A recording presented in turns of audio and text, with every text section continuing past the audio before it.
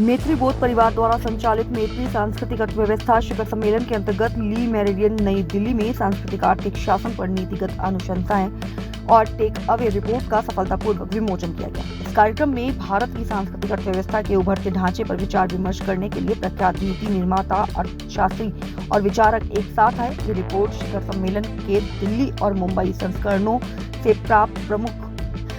सीखों और अंतर्दृष्टियों को समाहित करती है, जो नवाचार, सहयोग और सतत शासन के माध्यम से भारत के सांस्कृतिक और रचनात्मक क्षेत्रों को मजबूत करने के लिए एक रणनीतिक रोड मैप प्रस्तुत करती है। केंद्रीय संस्कृति मंत्री गजेंद्र सिंह शेखावत इस अवसर पर मुख्य अतिथि के रूप में उपस्थित रहे। इस कार्यक्रम में प्रोफेसर राम सिंह, गोपाल कृष्ण अग्रवाल, भाजपा के आर्थिक मामलों के राष्ट्रीय प्रवक्ता और मित्रापान प्रबंधन न्यासी मैत्री बोध परिवार ने सांस्कृतिक मूल्यों को आर्थिक विकास के साथ एकीकृत करने पर अपने विचार साझा किए। इस शाम का समापन नीतिगत हस्तक्षेपों और भारत की सांस्कृतिक अर्थव्यवस्था के लिए आगे के मार्ग पर एक आकर्षक चर्चा के साथ हुआ, जिसमें एक लचीले और समावेशी सांस्कृतिक शासन ढांचे को आकार देने में सामूहिक प्रयास की भूमिका की पुष्टि की। देखिए, भारत के अर्थव्यवस्था को संस्कृति आधारित अर्थव्यवस्था बनाने का माननीय प्रधानमंत्री जी का मंत्र कि हम विरासत का सम्मान करें और विकसित भी हों, जो लक्ष्य लेकर के हम चलें उसकी दिशा में निश्चित रूप से एक बड़ा सोपान आज था। किसी भी देश में जब एकेडमिया और उसके साथ साथ में समाज ऐसे विषयों पर चिंतन करने लगता है तो उनका चिंतन सरकार को भी पॉलिसी मेकिंग में एक नई दिशा प्रदान करता है। जब समाज और एकेडमिया इस विषय पर विचार करने लगता है तो सरकार के प्रयासों का आकलन और समीक्षा भी साथ साथ होती रहती है। और मुझे अत्यंत प्रसन्नता है कि जो पॉलिसी डॉक्यूमेंट आज रिलीज़ किया है, ये पॉलिसी डॉक्यूमेंट माननीय प्रधानमंत्री जी की प्रेरणा पर के आधार पर जिस तरह से भारत की सरकार विभिन्न योजनाओं को संस्कृति को केंद्र में रखते हुए जिस तरह से निर्मित कर रही है, उस दिशा में एक सशक्त कदम दिखाई देता है।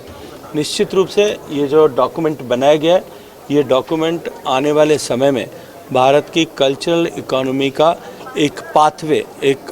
जो है लाइट हाउस के रूप में होगा। मैं इसके लिए इससे जुड़े हुए सभी लोगों को हृदयपूर्वक धन्यवाद करते हुए उनका अभिनंदन करता हूं। सर, ये एक कल्चरल सॉफ्ट पावर एक बात कही जाती है,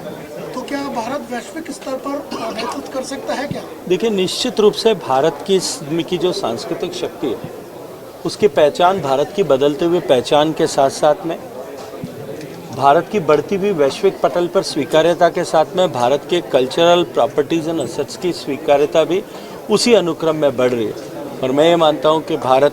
जब आज चौथी बड़ी अर्थव्यवस्था बना है, तब भारत की जो स्थिति है, आने वाले समय में भारत जिस दिशा में आगे बढ़ रहा है, जिस गति के साथ में आगे बढ़ रहा है, जिस स्पीड एंड स्केल पर आगे बढ़ रहा है, आने वाले समय में निश्चित रूप से भारत की ये प्रगति भारत के सांस्कृतिक परिदृश्य को विश्व के पटल पर पुनर्स्थापित करने वाली होगी। सर, मैसेज देंगे युवाओं को कि किस तरीके से कल्चर के साथ देखिए, माननीय प्रधानमंत्री जी का जो संकल्प है कि हम विकसित भी हों और विरासत का सम्मान भी करें। मैं तो सभी नई पीढ़ी के लोगों से भी कहूँगा